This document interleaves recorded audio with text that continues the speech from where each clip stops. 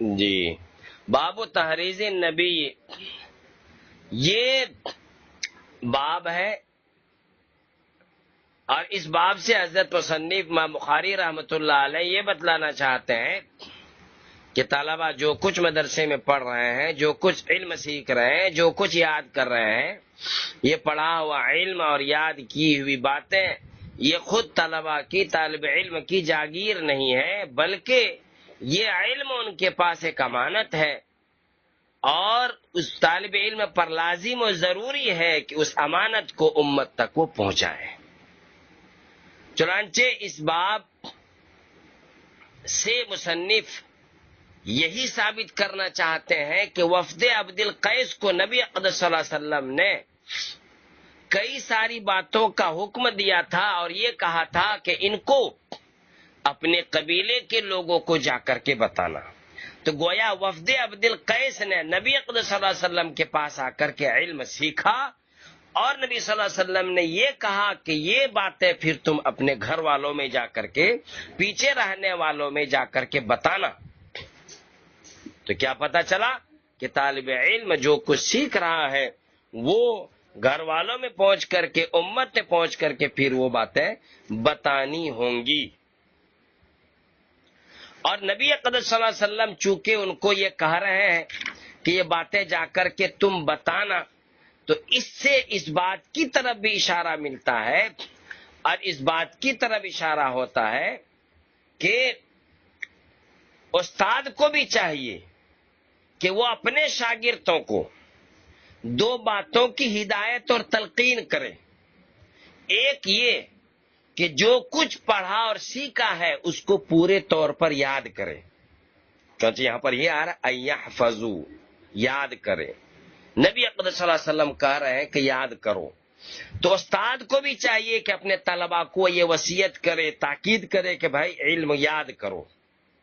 اور دوسری کیا وصیت کرے، کیا تلقین کرے، ہدایت کرے؟ دوسری یہ ہدایت کرے کہ جو کچھ تم علم سیکھ رہے ہو، یاد کر رہے ہو، یہ اپنے تک محدود نہ رکھنا بلکہ دوسروں تک پہنچانا، اور دوسروں تک پہنچانا اس کو اپنی ذمہ داری سمجھنا۔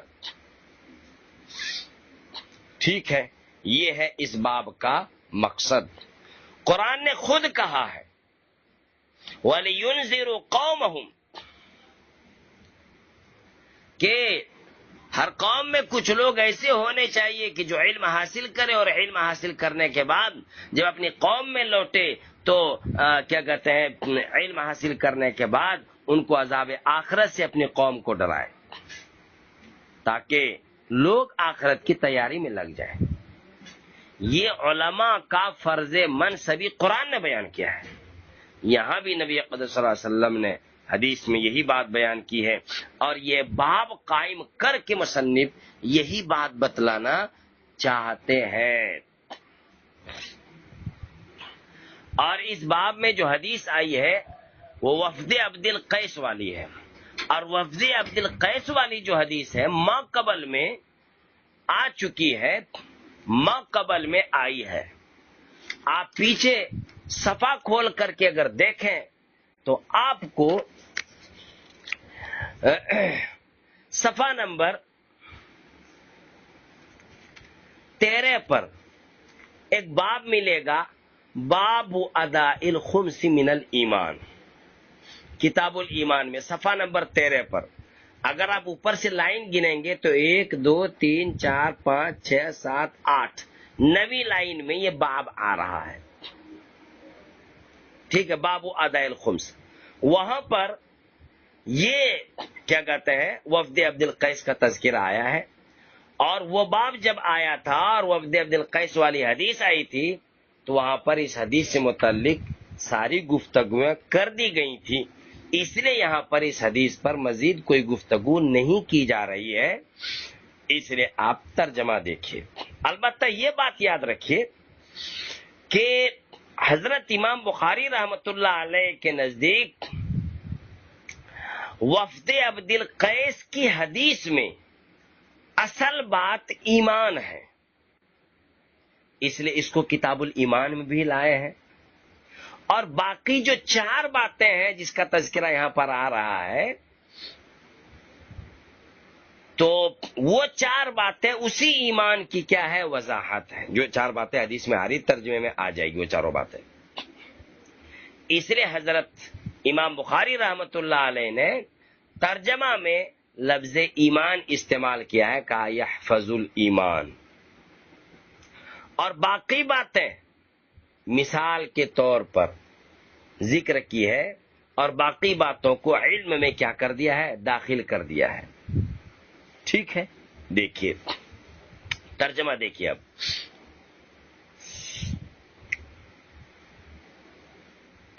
مالک بن الحویرث کہتے ہیں، اچھا ترجمہ الباب کا ترجمہ دیکھ لیجیے. باب تحریض النبی صلی اللہ علیہ وسلم وفد عبد القیس. نبی اقدس صلی اللہ علیہ وسلم کا وفد عبد القیس کو تحریض کرنا اور ابھارنا علی اس بات پر یحفظ الایمان کی وہ ایمان کی حفاظت کرے، والعلم اور علم کی حفاظت کرے، ویخبر اور خبر دے من ان لوگوں کو وراءہم جو ان کے پیچھے ہیں. وقال مالک بن الحویرث اور مالک بن الحویرث نے کہا قال لنا النبی صلی اللہ علیہ وسلم کہ نبی اقدس صلی اللہ علیہ وسلم نے ہم سے کہا ارجعوا الی اہلیکم، لوٹ جاؤ، واپس ہو جاؤ، الی اہلیکم اپنے گھر والوں میں، فعلموہم پھر ان کو علم سکھاؤ، پھر ان کو علم بتلاؤ. یہ مالک ابن الحویرث رضی اللہ تعالی عنہ اور ان کے چچا زاد بھائی، یہ دونوں کے دونوں دین سیکھنے کے لیے مدینہ منورہ آئے ہوئے تھے. تقریباً 20 دن تک مفتی سعید صاحب رحمۃ اللہ علیہ نے یقین کے ساتھ کہا ہے 20 دن تک مدینے میں نبی اقدس صلی اللہ علیہ وسلم کے یہاں انہوں نے قیام کیا. پھر جب نبی اقدس صلی اللہ علیہ وسلم نے یہ محسوس کیا کہ ان کو گھر کی یاد آ رہی ہے، ان کو گھر جانا چاہیے، تو نبی اقدس صلی اللہ علیہ وسلم نے ان کو گھر لوٹنے اور واپس ہونے کی اجازت دے دی، اور اجازت دیتے ہوئے یہ کہا کہ جو علم حاصل کیا ہے گھر جا کر قبیلے والوں کو وہ علم سکھانا. یہی ترجمۃ الباب میں تعلیقاً امام بخاری رحمۃ اللہ علیہ نے مالک بن الحویرث کی حدیث نقل کی ہے کہ نبی اقدس صلی اللہ علیہ وسلم نے ہم سے کہا ارجعوا الی اہلیکم کہ گھر والوں میں واپس ہو جاؤ، فعلموہم پھر گھر والوں کو یہ علم کیا کرو؟ سکھاؤ. اب آگے وفد عبد القیس والی حدیث آ رہی ہے، اور ابو جمرہ کی روایت ہے، وہ جو ابو جمرہ کی روایت پہلے ماقبل میں بتلا دی گئی تھی. تو ابو جمرہ کیا کہتے ہیں؟ ابو جمرہ کہتے ہیں کہ کنت میں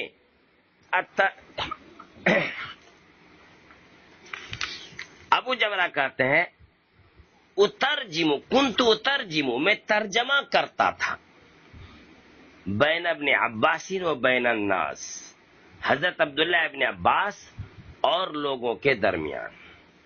بات یہ تھی کہ جب کوئی فارسی بولنے والا آتا تھا، حضرت عبداللہ ابن عباس فارسی نہیں جانتے تھے، تو میں ترجمہ اس وقت کرتا تھا کیونکہ میں فارسی جانتا تھا، تو میں عربی میں حضرت عبداللہ ابن عباس کے لیے ترجمہ کر دیتا تھا، اور حضرت عبداللہ ابن عباس عربی میں جو کہتے تھے میں وہ فارسی میں لوگوں کے سامنے بتلا دیتا تھا.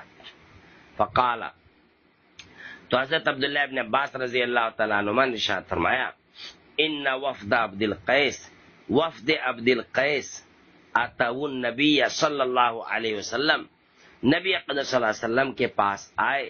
فقال تو نبی اقدس صلی اللہ علیہ وسلم نے ارشاد فرمایا من الوفد او من القوم، کون سا وفد ہے، کن لوگوں کی قوم ہے؟ قالوا ربیعۃ، تو جواب میں انہوں نے کہا تھا قبیلہ ربیعہ کے لوگ ہیں. قال مرحبا بالقوم او بالوفد، مرحبا اور خوشی ہو قوم کے لیے یا وفد کے لیے، غیر خزایا کوئی رسوائی نہیں، ولا ندامہ کوئی شرمندگی نہیں. قالوا ان لوگوں نے کہا، اس وفد کے لوگوں نے کہا اننا ناتیکا ہم آتے ہیں آپ کے پاس من شقۃ بعیدۃ، من شقۃ بعیدۃ، شقت مشقت، یہاں ترجمہ ہوگا مسافت، دور، سمجھ رہے ہیں؟ ہم دور کی مسافت سے آتے ہیں، یعنی ہم دور سے آتے ہیں، کیونکہ یہ لوگ بحرین کے تھے تو بحرین سے آتے تھے یہ لوگ، ہم نے اس کا تذکرہ ماقبل میں کیا۔ بیننا و بینکا، ہمارے اور آپ کے درمیان، ھذا الحی، یہ قبیلہ ہے، من کفار مزرہ، مزر کا، کفار مزر کا، ولا نستطیع، اور ہم استطاعت نہیں رکھتے ہیں، ان ناتیہ کا، کہ ہم آپ کے پاس آئیں، الا فی شہر حرام، مگر شہر حرام میں، مگر شہر حرام میں۔ فمرنا، تو آپ ہمیں حکم دے دیجئے، بامر، ایسی چیز کا، نخبر به من وراءنا، کہ جس چیز کی ہم اطلاع دے دیں، جس چیز کی ہم خبر کر دیں، من، اس کو، وراءنا، جو ہمارے پیچھے رہ گئے ہیں، ندخل به الجنہ، جس کی وجہ سے ہم جنت میں داخل ہو جائیں۔ فامرهم باربع، 4 باتوں کا نبی اقدس صلی اللہ علیہ وسلم نے ان کو حکم دیا، ونہاهم عن اربع، اور 4 باتوں سے ان کو روک دیا۔ امرهم بالایمان باللہ وحدہ، النبی صلی اللہ علیہ وسلم نے ان کو ایمان باللہ وحدہ کا حکم دیا، یہ اصل ہے، اس لیے مصنف نے ترجمۃ الباب میں کہا ایحفظ الایمان، ایمان کو اصل قرار دیا اور باقی چیزوں کو علم میں داخل کر دیا، اس لیے یہ عنوان قائم کیا مصنف نے۔ قال، نبی صلی اللہ علیہ وسلم نے کہا، هل تدرون ما الایمان باللہ وحدہ، جانتے ہو کہ ایمان باللہ وحدہ کیا چیز ہے؟ قالوا، تم لوگوں نے کہا، اللہ و رسول عالم، اللہ اور اللہ کا رسول خوب جانتا ہے۔ قال، تو نبی اقدس صلی اللہ علیہ وسلم نے کہا، شہادت اللہ الہ الا اللہ، گواہی دینا اس بات کی کہ اللہ کے سوا کوئی معبود نہیں ہے، وان محمدن، اور اس بات کی گواہی دینا کہ محمد صلی اللہ علیہ وسلم اللہ کے رسول ہے، واقام الصلاۃ، نماز قائم کرنا، وایتاء الزکات، زکات دینا، وصوم رمضان، اور رمضان کے روزے رکھنا، وتؤتوا الخمس من المغنم، اور مال غنیمت میں سے خمس دینا، ونہاہم عن الدبا، اور ان کو منع کیا دبا سے، حنتم سے، مزفت سے۔ قال شعبۃ، حنتم، دبا، مزفت، یہ سب برتن کے نام ہیں، ان برتنوں سے منع کر دیا۔ قال شعبۃ، حضرت امام شعبہ کہتے ہیں کہ ربما قال النقیر، کبھی کبھی کہا النقیر، وربما قال المقیر، اور کبھی کبھی کہا مقیر، تو نقیر مقیر ایک ہی قسم کا برتن ہے، نام الگ الگ ہے۔ قال، نبی اقدس صلی اللہ علیہ وسلم ارشاد فرمایا، احفظوہ، ان کو یاد کرو، واخبروہ، اور یہ خبر دے دو، من، ان کو، وراءکم، جو تمہارے پیچھے ہیں۔ ہم نے ترجمہ کر دیا، اس میں گفتگو نہیں کی کیونکہ یہ گفتگو ماقبل میں آ چکی ہے۔ باب الرحلت یا باب الرحلت فی المسألۃ النازلہ، مسئلہ کے معنی مسئلہ، اور نازلہ کے معنی ہے پیش آمدہ، پیش آمدہ مسئلے کے لیے یا مسئلے کی وجہ سے سفر کرنا۔ اس باب کا مقصد یہ ہے کہ اگر کوئی مسئلہ پیش آ گیا اور اس کا حکم معلوم نہیں ہے اور مقامی طور پر اس کا حکم کوئی بتلانے والا بھی نہیں ہے، تو اب سفر کرنا ایسے عالم کے پاس جانے کے لیے، اور سفر کر کے ایسے عالم کے پاس جانا جو اس کا حکم بتا دے، جائز ہے۔ کیا ہے؟ جائز ہے۔ یہاں یہ بات یاد رکھیے، پہلے ایک باب آیا تھا، باب الخروج فی العلم یا فی طلب العلم، جہاں حضرت موسیٰ علیہ السلام وغیرہ کا واقعہ آیا تھا، باب الخروج فی العلم، طلب العلم، کہ طلب علم کے لیے نکلنا۔ یہاں پر بھی اسی طرح کا عنوان ہے، لیکن تکرار نہیں ہے، تکرار نہیں ہے۔ تکرار اس لیے نہیں ہے کہ گزشتہ باب کا مقصد تھا مطلقاً علم سیکھنے کے لیے سفر کرنا، اور یہاں پر یہ مقصد نہیں ہے۔ یہاں پر مقصد علم سیکھنے کے لیے سفر کرنا نہیں ہے، یہاں پر مقصد ہے کہ کوئی نیا مسئلہ پیش آ گیا جس کا بتانے والا کوئی نہیں ہے، تو اس مسئلے کے حل کے لیے سفر کرنا۔ دونوں میں فرق ہے، سمجھ رہے ہیں؟ اس وجہ سے یہاں پر نیا باب قائم کیا ہے۔ جیسے ایک طالب علم مدرسے میں علم سیکھنے کے لیے آیا ہے، یہ ہے خروج فی طلب العلم، خروج فی طلب العلم، مدرسے میں آیا، داخلہ لیا اور علم سیکھ رہا ہے، یہ خروج فی العلم ہے، فی طلب العلم ہے۔ اور دوسری صورت یہ ہوتی ہے کہ ایک مسئلہ پیش آ گیا اور اس کا حکم بتانے والا گاؤں میں کوئی نہیں ہے، اس لیے 2-4 آدمی کیا کرتے ہیں، مدرسے میں جاتے ہیں اور مدرسے کی مفتیان کرام سے ملاقات کرتے ہیں، دارالافتاء میں جاتے ہیں اور وہاں جا کر کے مسئلہ معلوم کرتے ہیں کہ یہ مسئلہ پیش آ گیا، اس کا کیا جواب ہوگا۔ تو یہ دوسری صورت جو ہے یہ ہے مسئلہ نازلہ کے لیے سفر کرنا۔ تو دونوں باتیں الگ الگ ہیں، گزشتہ باب عام ہے اور یہ باب کیا ہے، خاص ہے، تھوڑا فرق ہو گیا، سمجھ رہے ہیں؟ تو اتنے فرق کی وجہ سے بھی حضرت مصنف امام بخاری رحمۃ اللہ علیہ باب قائم کر دیتے ہیں، اس لیے مصنف نے باب قائم کر دیا۔ امید کہ میں یہ بات آپ کو سمجھانے میں کامیاب رہا ہوں۔ چلیے، تو یہ عنوان قائم کیا ہے، باب الرحلتی یا باب الرحلتی فی المسألۃ النازلہ، پیش آمدہ مسائل میں مسئلے کے پوچھنے میں کیا کرنا، سفر کرنا۔ اس باب میں جو حدیث آ رہی ہے وہ حدیث عقبہ، وہ حدیث جو ہے عقبہ ابن الحارث کی ہے، حدیث عقبہ ابن الحارث کی ہے۔ اور حضرت عقبہ ابن الحارث کی حدیث کا مضمون یہ ہے کہ وہ یہ کہتے ہیں کہ ابو احاب کی ایک لڑکی تھی، تو انہوں نے یعنی حضرت عقبہ رضی اللہ تعالیٰ عنہ نے ابو احاب کی لڑکی سے شادی کر لی۔ جب شادی کی خبر دوسرے لوگوں تک پہنچی تو ایک عورت تھی، حبشن عورت تھی، اس کے پاس بھی خبر پہنچی، تو وہ حبشن عورت دوڑی دوڑی آئی اور کہنے لگی کہ تم دونوں کو میں نے دودھ پلایا ہے، تم دونوں بھائی بہن ہو، تمہارا نکاح درست نہیں ہے۔ یہ مسئلہ پیش آ گیا۔ اب حضرت عقبہ رضی اللہ تعالیٰ عنہ مسئلہ دریافت کرنے کے لیے مدینہ پہنچے اور حضرت نبی اقدس صلی اللہ علیہ وسلم سے عرض کیا کہ میں نے فلاں عورت سے نکاح کیا تھا، اور ایک کالی کلوٹی حبشن عورت کہتی ہے کہ میں نے تم دونوں کو دودھ پلایا ہے، اور اے اللہ کے رسول وہ عورت تو بالکل جھوٹی ہے۔ جب یہ کہا تو نبی اقدس صلی اللہ علیہ وسلم نے رخ پھیر لیا۔ دوسری طرف آ کر کے حضرت عقبہ نے پھر یہی بات کہی، نبی صلی اللہ علیہ وسلم نے رخ پھیر لیا، پھر آ کر کے یہی بات کہی، نبی صلی اللہ علیہ وسلم رخ پھیر لیا۔ ان کو یعنی حضرت عقبہ کو یہ احساس نہ ہو سکا کہ آپ صلی اللہ علیہ وسلم کیوں اعراض کر رہے ہیں۔ پھر سوال کیا تو نبی صلی اللہ علیہ وسلم رخ پھیر لیا، اور رخ پھیر کر کے فرمایا کہ جب وہ یہ کہتی ہے کہ اس نے تم دونوں کو دودھ پلایا ہے تو تم اس کو نکاح میں کیسے رکھو گے، اسے چھوڑ دو۔ یہ جو ہم نے اتنی تفصیل بیان کی ہے، یہاں پر حدیث میں اتنی تفصیل نہیں ہے، یہ تفصیل والی حدیث آگے بخاری میں دوسری جگہ ہے، ٹھیک ہے۔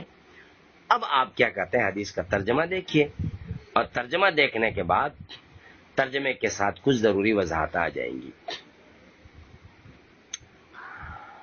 عن عقبہ بن الحارث، عقبہ ابن الحارث سے منقول ہے، انہ تزوجا، کہ انہوں نے نکاح کر لیا، ابنتن لی ابی احاب ابن عزیز، ابو احاب بن عزیز کی بیٹی سے نکاح کر لیا۔ فأتته امرأۃ، تو وہ عورت اس کے پاس آئی، فأتته امرأۃ، تو ایک عورت اس کے پاس آئی،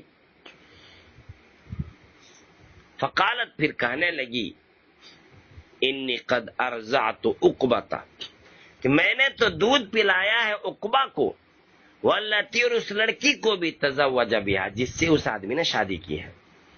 فقال لها عقبہ، تو عقبہ نے اس سے کہا، ما اعلم، مجھے نہیں معلوم، انکی ارضعتنی، کہ آپ نے مجھے دودھ پلایا ہے، ولا اخبرتنی، اور نہ ہی آپ نے مجھے خبر دی، ٹھیک ہے۔ یہ فرکبا الی رسول اللہ صلی اللہ علیہ وسلم، تو یہ مسئلہ معلوم کرنے کے لیے نبی اقدس صلی اللہ علیہ وسلم کی طرف بالمدینتی، مدینے میں سوار ہو کر کے چلا گیا۔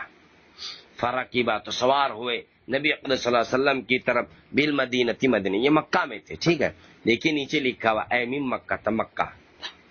فسالہ، تو نبی اقدس صلی اللہ علیہ وسلم سے انہوں نے یہ پوچھا، فقال رسول اللہ صلی اللہ علیہ وسلم، تو نبی اقدس صلی اللہ علیہ وسلم نے کہا، کیفا، کیسے تم اس کو بیوی بنا کے رکھو گے، وقد قیل، ذرا حالانکہ کہہ دی گئی یہ بات. کیا کہہ دی گئی بات؟ کہ وہ تمہاری بہن ہے، رضاعی بہن ہے. اس عورت نے تم دونوں کو دودھ پلایا ہے. ٹھیک ہے. ففارقها عقبۃ، تو عقبہ نے اس کو کیا کر دیا؟ جدا کر دیا. وَنَكَحَتْ زَوْجًا آخر، اور اس زوجن غیرہ، اور اس عورت نے مطلب عقبہ نے جس لڑکی سے شادی کی تھی اس نے دوسرے شوہر سے کیا کر لیا؟ نکاح کر لیا. اب یہاں پر ایک مسئلہ ہے، اگرچہ مسئلہ رضاعت سے تعلق رکھتا ہے. وہ یہ ہے کہ کیا ایک عورت کی گواہی کافی ہے رضاعت کے ثابت ہونے کے لیے؟ کوئی بھی عورت آ کر کے کہہ دے کہ میں نے تم دونوں میاں بیوی کو دودھ پلایا اس لیے تمہارا نکاح ختم. کوئی بھی عورت دعویٰ کر دے اس طرح، کیا اس عورت کا دعویٰ مانا جائے گا اور نکاح کے خاتمے کا اعلان کر دیا جائے گا؟ تو اس سلسلے میں ائمہ کا اختلاف ہے.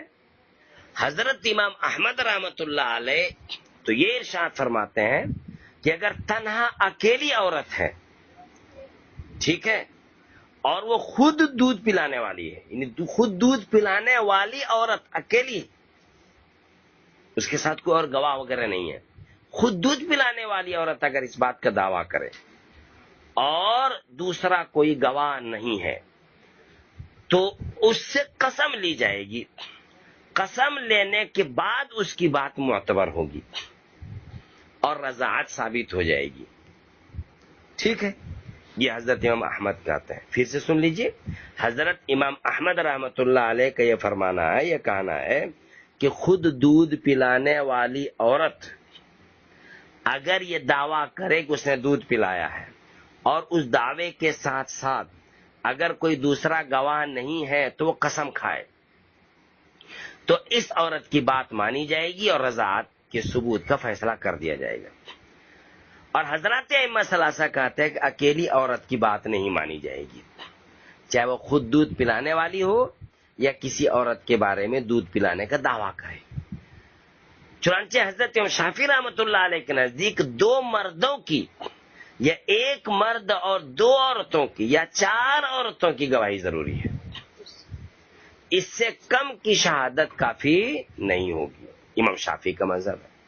حضرت امام مالک رحمۃ اللہ علیہ کے نزدیک دو عورتوں کی گواہی کافی ہو جائے گی، اکیلی عورت کی گواہی کافی نہیں ہوگی. اور حضرت امام ابو حنیفہ رحمۃ اللہ علیہ کے یہاں بات اس طرح ہے کہ ثبوت رضاعت کے لیے دو مرد یا ایک مرد دو عورت کی گواہی ضروری ہے. تنہا عورت چاہے چار چار عورت کیوں نہ ہو اس کی گواہی کا اعتبار نہیں ہوگا، اس کی گواہی نہیں مانی جائے گی. ٹھیک ہے، تو یہ حضرت ائمہ ثلاثہ کا مذہب. اب یہاں پر جو حدیث ہے یہ حدیث امام احمد رحمۃ اللہ علیہ کا مستدل ہے. امام احمد رحمۃ اللہ علیہ نے استدلال کیا ہے، اگرچہ ان کا اس حدیث سے استدلال کرنا صحیح نہیں، درست نہیں. کیوں صحیح درست نہیں ہے؟ اس لیے کہ یہاں تو مرضیہ دودھ پلانے والی قاضی کے پاس گئی نہیں اور جا کر کے اس نے گواہی بھی نہیں دی. حالانکہ امام احمد کا مسئلہ یہ ہے کہ خود مرضیہ قاضی کے پاس جا کر کے اگر گواہی دے دے گواہ نہ ہونے کی صورت میں تب اس کی بات مانی جائے گی. حالانکہ نبی صلی اللہ علیہ وسلم کے سامنے انہوں نے جا کر کے گواہی نہیں دی، صرف حضرت عقبہ نے نبی اقدس صلی اللہ علیہ وسلم کو اطلاع دی. تو یہ حدیث کسی بھی امام کی دلیل نہیں ہے. ٹھیک ہے، اور یہ مسئلہ اجتہادی ہے، منصوص نہیں ہے، اس لیے اس مسئلے کو لے کر کے زیادہ اختلاف کرنا مناسب نہیں ہے. اور حضور صلی اللہ علیہ وسلم نے حضرت عقبہ رضی اللہ تعالیٰ عنہ کو علیحدگی اختیار کرنے کا حکم جو دیا تھا وہ قضا نہیں، فیصلے کے طور پہ نہیں، بلکہ یہ حکم دیانتاً تھا. اور یہ فرمانا تھا کہ بھائی جب ایک عورت کہہ رہی ہے کہ اس نے دونوں کو دودھ پلایا ہے تو اب شک پیدا ہو گیا ہے. اور حدیث میں ہے دع ما یریبک الی ما لا یربیک، کہ جو بات بے کھٹک ہو اسے اختیار کرو اور کھٹک والی بات کو چھوڑ دو. تو دینداری کا اور احتیاط کا تقاضا یہ ہے کہ اس عورت کو الگ کر دو. دنیا میں بہت عورتیں ہیں، کسی اور سے نکاح کر لو. دینداری کے نقطہ نظر سے یہ بات ضروری ہے، اگرچہ قضا میں ضروری نہیں، فیصلے میں یہ ضروری نہیں ہے کہ جدائیگی کر دی جائے، علیحدگی اختیار کرا دی جائے، علیحدگی کرا دی جائے، فیصلہ نہیں کیا. اسی لیے تو حضرت نبی اقدس صلی اللہ علیہ وسلم نے جو الفاظ، جو جملے استعمال کیے، کیا استعمال کیا؟ کیف وقد قیل، کیسے رکھ سکتے ہو حالانکہ کہہ دیا گیا. یہ فیصلہ نہیں سنا ہے کہ الگ کر دو، جدا کر دو، طلیقہ، اس کو طلاق دے دو، ہرگز نہیں کہا. یہ اگر فیصلہ ہوتا تو فیصلہ تو صاف صاف ہوتا، فرقہ، جدا کر دو، علیحدہ کر دو، ایسا نہیں کہا. چلیے یہ باب، تو اس باب میں یہ جو حدیث آئی ہے، اس حدیث میں جو یہ لفظ ہے کہ حضرت عقبہ ابن حارث رضی اللہ تعالی عنہ نے سفر کیا، تو یہی والا ترجمۃ الباب کے مناسب ہے کہ گاؤں میں کوئی اس کا حل بتانے والا نہیں تھا، تو اس لیے وہ سفر کر کے مدینہ منورہ آئے اور نبی اقدس صلی اللہ علیہ وسلم سے مسئلہ دریافت کیا. یہی جملہ، یہی والی بات ترجمۃ الباب کے مطابق موافق اور مناسب ہے. ترجمہ دیکھیے اب.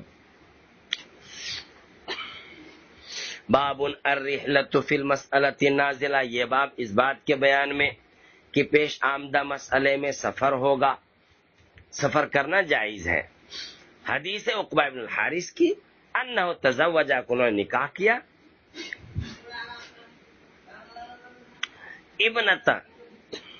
ابنتن لابی احاب ابن عزیز، ابو احاب بن عزیز کی بیٹی سے.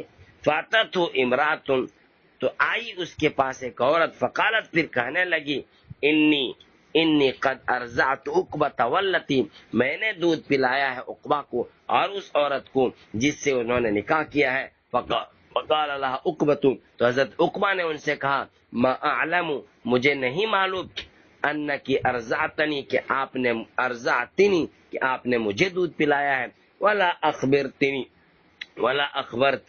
اور نہ ہی آپ نے مجھے خبر دی کبھی. فراکبا، تو وہ سوار ہوئے، الی رسول اللہ صلی اللہ علیہ وسلم، نبی اقدس صلی اللہ علیہ وسلم کے پاس جانے کے لیے، بالمدینہ، مدینہ. فسألہ، پھر نبی اقدس صلی اللہ علیہ وسلم سے انہوں نے سوال کیا. فقال رسول اللہ صلی اللہ علیہ وسلم، تو نبی اقدس صلی اللہ علیہ وسلم نے کہا، کیفا، کیسے ایسا ہو سکتا ہے، وقد قیل، در حالانکہ کہہ دی گئی وہ باب. ففارقہا عقبۃ، تو حضرت عقبہ نے اس کو الگ کر دیا. وَنَكَحَ زَوْجًا غَيْرَهُ، اور انہوں نے، اس عورت نے دوسرے شوہر سے کیا کر لیا، نکاح کر لیا. باب التناؤب فی العلم، یہ باب علم میں باری باری کرنے میں، یا کہیے علم حاصل کرنے کے لیے باری لگانے کے بیان میں. تناؤب یہ باب تفاعل کا مصدر ہے اور یہ نوبتن سے بنا ہے. نوبتن کے معنی آتے ہیں باری، کیا باری، ترجمہ ہوگا تناؤب کا باری باری آنا. علم میں باری باری آنے کے بیان میں، یعنی علم حاصل کرنے کے لیے باری باری لگا کر کے الگ الگ آ رہے ہیں. اصل بات یہ ہے کہ حضرت مصنف امام بخاری رحمت اللہ علیہ نے باب قائم کیا، باب التناؤب فی العلم. اور یہ باب مصنف رحمت اللہ علیہ نے اس لیے قائم کیا ہے کہ لوگوں کو فرصت نہیں ہوتی ہے، کیونکہ پیچھے بات بتلائی گئی کہ علم حاصل کرنے کے لیے اگر سفر کی ضرورت پیش آئے تو بھی تعامل نہیں کرنا چاہیے، اگرچہ صرف ایک ہی مسئلے کی خاطر سفر کرنا پڑے تب بھی سفر کرے.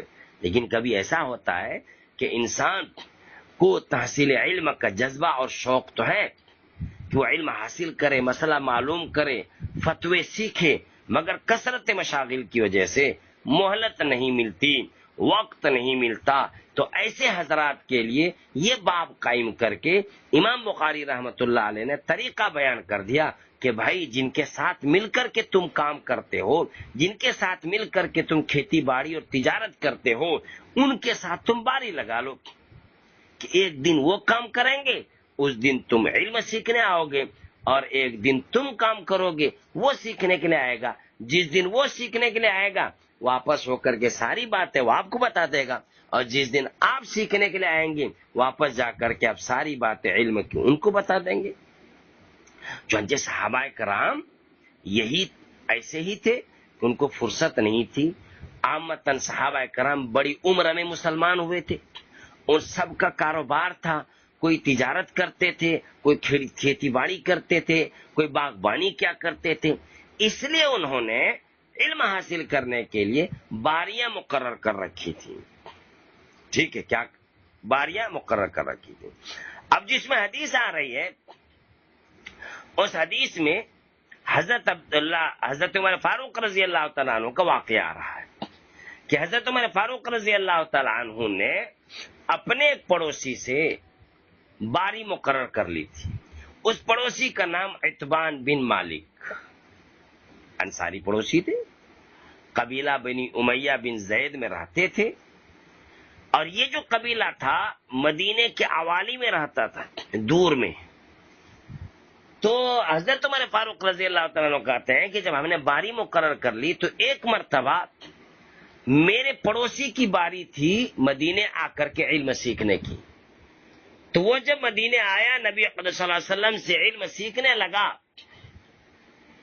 تو جب گھر واپس ہوا تو گھر واپس ہو کر کے لوٹ کر کے میرے دروازے پر آیا، زور زور سے کھٹکھٹایا، زور زور سے کھٹکھٹایا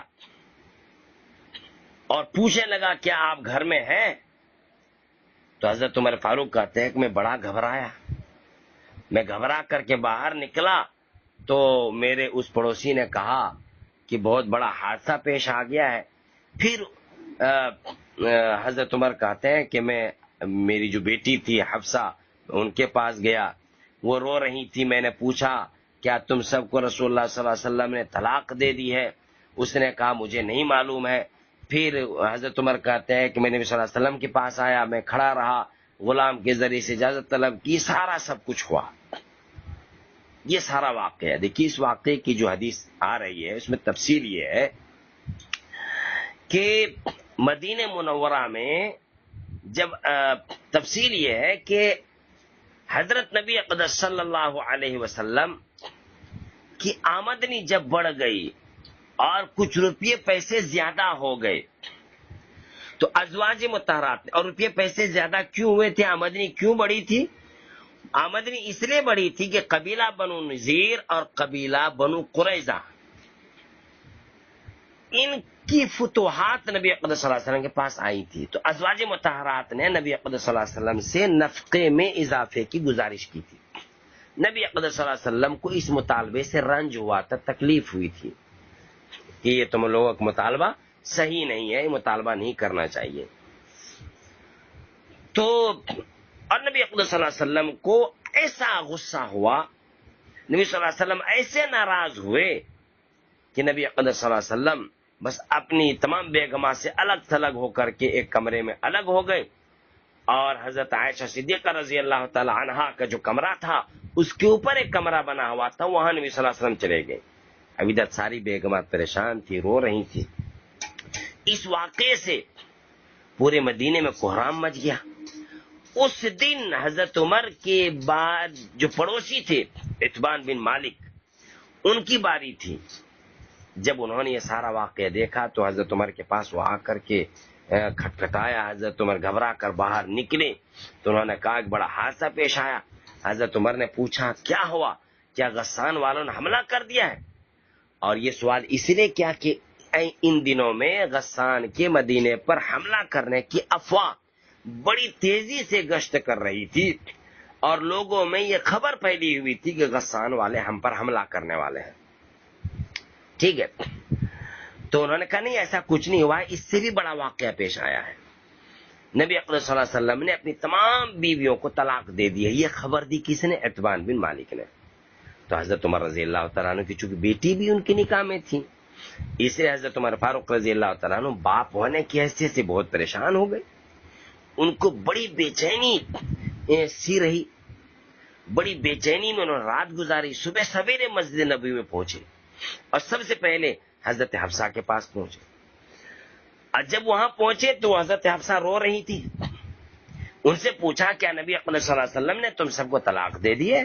انہوں نے کہا کہ نہیں، مجھے کچھ نہیں معلوم ہے. پھر حضرت عمر نے مسجد میں تشریف لائے تو مسجد میں دیکھا کہ بہت سارے صحابی بیٹھے ہوئے اور سب رو رہے تھے. تو حضرت عمر نے آپ صلی اللہ علیہ وسلم کے غلام جو تھے وہاں پر، اس سے کہا کہ عمر کے لیے اجازت طلب کرو. تو وہ اندر گیا اور باہر آیا تو کہتے ہیں کہ میں نے نبی اقدس صلی اللہ علیہ وسلم سے، غلام نے کہا کہ میں نے نبی اقدس صلی اللہ علیہ وسلم سے تمہارا تذکرہ کیا کمرے میں اندر جا کر کے، مگر کیا کہتے ہیں مجھے کچھ اجازت نہیں ملے. مجھ سے نبی صلی اللہ علیہ وسلم نے کچھ نہیں فرمایا آپ کے بارے میں. تو حضرت عمر فاروق رضی اللہ تعالیٰ عنہ ممبر کے پاس جہاں کچھ لوگ بیٹھے رو رہے تھے آ کر بیٹھ گئے. کچھ دیر کے بعد پھر غلام کے پاس آئے اور کہا عمر کے لیے اجازت طلب کرو. تو آپ صلی اللہ علیہ وسلم پھر خاموش رہے، کوئی جواب نہیں دیا. حضرت عمر رضی اللہ تعالیٰ عنہ پھر ممبر کے پاس آ کر کے بیٹھ گئے اور بے چینی اتنی بڑھ گئی کہ اس بے چینی بڑھتی ہوئی میں غلام کے پاس پھر آئے اور کہا کہ عمر کے لیے اجازت طلب کرو. اور یہ بھی کہا کہ حضور صلی اللہ علیہ وسلم سے یہ بھی عرض کرنا کہ حفصہ کی طرفداری میں نہیں آیا ہے، اگر حکم ہوگا تو میں اپنی بیٹی حفصہ کی جان لے لوں گا.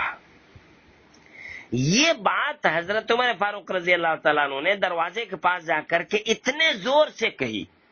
کیا بات؟ کہ عمر اپنی بیٹی حفصہ کی طرفداری کے لیے نہیں آیا ہے، اگر نبی صلی اللہ علیہ وسلم حکم دے تو ہم اس کی جان لے لیں گے، ان کا سر نبی صلی اللہ علیہ وسلم کے قدم میں پیش کر دیں گے. یہ بات حضرت عمر نے زور سے کہی تاکہ حضور صلی اللہ علیہ وسلم سن لیں. تو غالباً نبی صلی اللہ علیہ وسلم کی آواز پہنچ گئی. اس بار حضرت نبی صلی اللہ علیہ وسلم نے حضرت عمر فاروق رضی اللہ تعالیٰ عنہ کو اندر آنے کی اجازت دے دی.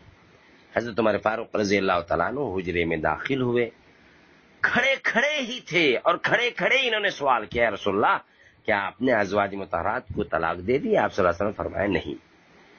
جب یہ سنا کہ طلاق نہیں دی ہے تو اتنی خوشی ان کو ہوئی کہ آپ نے خوشی میں اور مسرت میں بلند آواز میں کہا اللہ اکبر. یہ اس نے کہا تاکہ مسجد میں جو لوگ رو رہے تھے، صحابہ کرام پریشان تھے، ان کو تسلی ہو جائے اور وہ مطمئن ہو کر کے گھر چلے جائے. وہ لوگ مطمئن ہو کر کے گھر چلے گئے. یہ جو کچھ یہاں سنایا گیا یہ کیا کہتے ہیں بہت طویل حدیث ہے اور کئی مرتبہ کیا کہتے ہیں حدیث آتی ہے. یہاں پر اتنی ہی آپ کو اتنا ہی سنایا گیا. تو اس حدیث میں کیا ہے؟ اس حدیث میں یہ ہے کہ باری باری یہ جاتے تھے اور انہوں نے اپنے انصاری ساتھی سے باری لگا لی تھی. یہی والا جملہ باب کے مناسب ہے کہ باری لگانا اور باری باری علم سیکھنے اور حاصل کرنے کے لیے جانا جائز ہے. اب آپ ترجمہ دیکھیے. حدیث آ رہی ہے عن عبداللہ ابن عباس عن عمر. عبداللہ ابن عباس سے منقول ہے، وہ حضرت عمر فاروق رضی اللہ تعالیٰ عنہ سے نقل کرتے ہیں. قالا کہتے ہیں کنت انا و جار لی، کہ میں اور میرا پڑوسی من الانصار، انصار میں سے، فی بنی امیہ بن زید، قبیلہ بنو امیہ بن زید کا، وہی اور یہ یعنی یہ قبیلہ من عوالی المدینہ، عوالی مدینہ میں سے ہے. وَكُنَّا نَتَنَاوَبُ النُّزُولَ عَلَى رسول اللہ صلی اللہ علیہ وسلم، اور ہم باری باری نزول کرتے تھے، آتے تھے نبی اقدس صلی اللہ علیہ وسلم کے پاس. ينزل یومن، وہ آتا ایک دن، وانزل یومن، اور میں آتا ایک دن. فَإِذَا نَزَلْتُ جِئْتُهُ، جب میں آیا، جب میں نازل ہوتا آتا، جِئْتُهُ تو میں اس کے پاس لاتا، بِخَبَرِ ذَلِكَ الْيَوْمِ مِنَ الْوَحْيِ وَغَيْرِهِ، اس دن کی خبر وحی وغیرہ کی. وَإِذَا نَزَلَ اور جب وہ آتا فعل مثل ذالک تو وہ اسی طرح کرتے. فنزل صاحبی الانصاری یوم نوبته تو میرا انصاری دوست میرا انصاری ساتھی یوم نوبتی اپنی باری کے دن میں نزل آیا یعنی مدینہ گیا. فضرب بابی تو اس نے میرا دروازہ کھٹکھٹایا ضربن شدیدن زور سے. فقالا پھر کہنے لگا اسما ہوا کیا یہ یہاں پر ہے. زور زور سے کھٹ کھٹ کی آواز کرنے لگے اور کہنے لگے کیا تم ہو اندر. ففزعت تو میں گھبرایا. فخرجت میں نکلا الیہ اس کے پاس. فقالا پھر کہنے لگا قد حدث امر عظیم کہ بڑا امر پیش آ گیا ہے. فدخلت علی حفصہ تو میں حضرت حفصہ کے پاس پہنچا. فاذا ہی تبھی دیکھا کہ وہ رو رہی تھی. فقلت میں نے کہا ادلککن رسول اللہ کیا رسول اللہ صلی اللہ علیہ وسلم نے تم سب کو طلاق دے دی ہے. قالت تو کہنے لگی لا ادری نہیں معلوم مجھے. ثم دخلت علی النبی صلی اللہ علیہ وسلم پھر میں نبی اقدس صلی اللہ علیہ وسلم کے پاس داخل ہوا. فقلت تو میں نے کہا عرض کیا وانا قائم در حالانکہ میں کھڑا تھا انہیں کھڑے ہونے کی حالت میں ہی میں نے پوچھا اطلقت نساءک کیا آپ نے اپنی بیویوں کو طلاق دے دی ہے. قال لا تو نبی اقدس صلی اللہ علیہ وسلم نے کہا نہیں. فقلت تو میں نے کہا اللہ اکبر بس آج اتنا ہی.